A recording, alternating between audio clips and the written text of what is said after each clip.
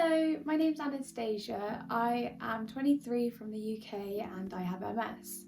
I'm going to tell everybody my story from the beginning when I first started getting any symptoms to what's currently happening now.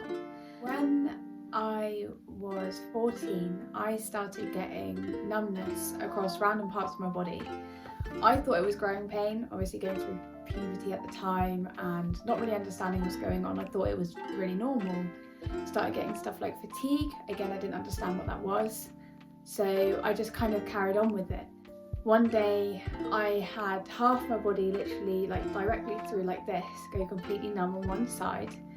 So I went to the doctors about it and they said there was nothing wrong with me. They'd done bloods, they checked for, ironically, MS, everything like that. They said, no, you're completely fine.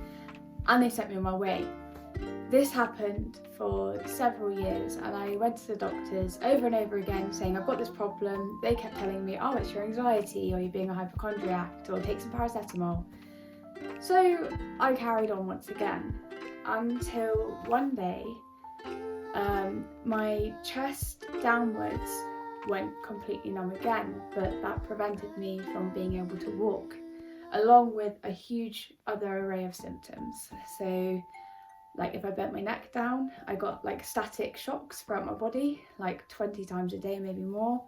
I would lose my balance, I couldn't speak properly, I would ironically, I would get my words muddled up all the time, and it was a really difficult time. So I went to A&E. I couldn't walk and they again said it's anxiety, and at this point I was desperate. I was crying to them. I was like, please, no, there is something bigger going on. 3 days in a row I went to A&E and finally someone said, right, we'll send you to a neurologist and they can examine you and see what they think. Again, a few weeks later I went and saw someone. They said it's most likely nothing. To me it was crazy, but they said it's most likely nothing. But we'll send you for an MRI scan anyway. And I was relieved. So I went for the MRI scan. A few days later, I had a phone call, probably the most terrifying call of my life, going, we have found abnormalities on your brain and you need to come in as soon as possible so we can start treatment. As you can imagine, I was absolutely terrified. I called my mum and family and I was sobbing. I was like, I don't know what's going on. I'm really scared.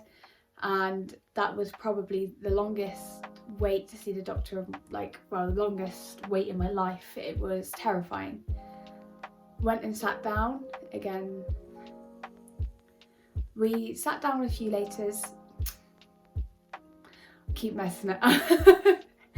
We sat down a few days later with the neurologist and they got this screen up and I couldn't see what was on it. A few days prior, I got told I was too young to have MS.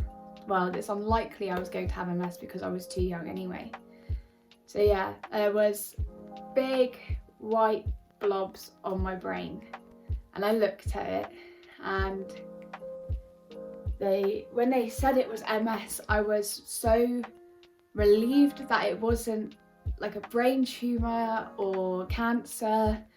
In a sense, I was like, well, that's not too bad. At least it's not this. But obviously I didn't know what came along with it because I didn't know what MS was. I'm going to put some pictures up on the video of the scan, so if you're a little bit... I'm going to put some pictures up. I can't think. I'm going to put some pictures up of my brain scan now. So if you're squeamish or don't like them, I'm just pre-warning you. So this is what my brain looked like when I saw the screen. And as you can imagine, it wasn't the nicest thing for someone to go through. At the time, I was 19 years old. So I was very young. I was working full time before all of this happened and my whole life went absolutely upside down. Everything changed. From then on, nothing was the same. I took steroids to help me walk again, to get things back to normal, and it was just a really massive struggle. For the past few years I thought the medications would help, but unfortunately I have been progressing. So I've got, well, everybody's MS is different. Everybody has different symptoms, no case is the same. Mine unfortunately has been quite aggressive, so I have to try and take a higher, well, more, I can't think, this happens a lot. I have to take a more potent treatment. There we go, that's what I was trying to say. So I have to take a more potent treatment, which will be something like mono or chemotherapy, which to me is terrifying because the most recent scan I had showed 30 new lesions on my brain. I haven't seen the scans yet, I get to see them in a week, and I will be uploading another video explaining what's going on from there. But of course, things have been a bit of a struggle. My most recent episode with my MS was a couple of months ago. I was getting ready to go meet some friends, just trying to feel nice and get dressed up, and once I went to go to the door, reach for the door handle, and my arm decided just to not lift. I had no control over it, and I had tingles down my arm, and I was like, well, I've never experienced this before. It was very similar to stroke-like symptoms, except I was there trying to smile, I could lift my other arm, everything was fine, so I was like, right, maybe I need to go to the hospital. Oh, my puppy just came in. She scared the shit out of me.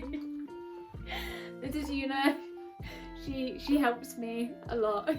I have a lot of memory loss. I sometimes slam myself against walls. I do so many small, stupid things which people may not notice. It may just be quirky, but it's because the signals in my body aren't getting sent around properly. Especially, I've got lots of nerve damage in my leg. I've got nerve damage in my eyes, behind my eyes. Like I can't see out of my eyes properly at all. Like this one's just blurry, but it may come back. So you go through things called relapses. So I've got relapse and remitting MS. So sometimes I can be fine, meaning the lesions on my brain, which is inflammation, so lesions, will swell up and cause problems, and then they can go back down and then I'll be fine again. With the lesions, they do leave scar tissue. So the more lesions you get, the more scar tissue you get, the more disability comes along with it. I see a lot of people, so my neurologists, which are fantastic. There's a lot of people I see for mental health, because along with the MS, for me came a lot of denial. So I feel like I'm not as ill as they say I am, but they have to, in a sense, they have to remind me, because I don't take myself as seriously as I should. But it's not the end of the world, and that is one thing I've also learned in the years I've had MS. When I first got diagnosed, within the first few months I was like, that's it. Like I am not going to be okay anymore. Things are going to be a struggle, but I have found ways to go around it and adapt around my life to realise actually no, it's not so bad, and things can be okay with a bit of help, but help isn't a bad thing. If there's anything you'd like me to talk about or have any questions, please comment below, and I'd love to get back to them next week. If you could also subscribe to my channel, I'd really appreciate it, and I really appreciate you listening to my story. Thank you. Bye.